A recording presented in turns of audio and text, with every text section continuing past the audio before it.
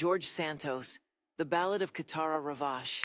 Sentenced to 7 years from Kitara Ravache to Anthony Devolder to George Santos to federal inmate number TBD, the man of 1,000 aliases has officially run out of characters to play. On Friday, the former congressman, grifter, drag queen, and pathological liar was sentenced to 87 months in prison, just over 7 years, for turning his campaign into a personal GoFundMe for fraud. The judge was not impressed. "Where is your remorse?" asked District Court Judge Joanna Siebert, who appeared to be the first person Santos couldn't lie to successfully. She accused him of always blaming someone else. In response, Santos wept. Whether those were tears of guilt, humiliation, or just the sudden realization that prison uniforms don't come in Hermes, we may never know. Santos had pleaded guilty to wire fraud and aggravated identity theft after admitting to using donor money to buy luxury goods, pay for Botox, fund trips to casinos, and even maintain an OnlyFans subscription, because of course he did.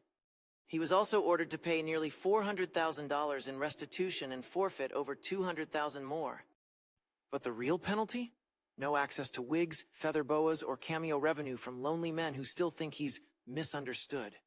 Speaking of which, Santos, who was expelled from Congress faster than a Mar-a-Lago staffer during an FBI raid, spent his time before sentencing launching a podcast titled Pants on Fire, ranting about a DOJ cabal of pedophiles, denying all the crimes he had already confessed to, and blaming the media for not understanding that lying is a performance art. Let's also not forget his drag alias Kitara Ravache, who recently re-emerged on Cameo, lipstick smeared and ready to take your voicemail order for the low, low price of your dignity. Kitara never made it to Congress, but she's become the breakout star of Santos's post-fact life. So, to recap, he lied about his job, his education, his religion, his mom dying on 9/11, and even his gender presentation. But he was shocked to be sentenced for stealing donor funds. Now that George is headed to the big house, he'll finally have a captive audience for all his stories. And let's be honest, someone in there will definitely let him do their makeup. Please like, subscribe, and if you're going to invent a fake life, maybe don't use campaign funds to pay for Hermes. George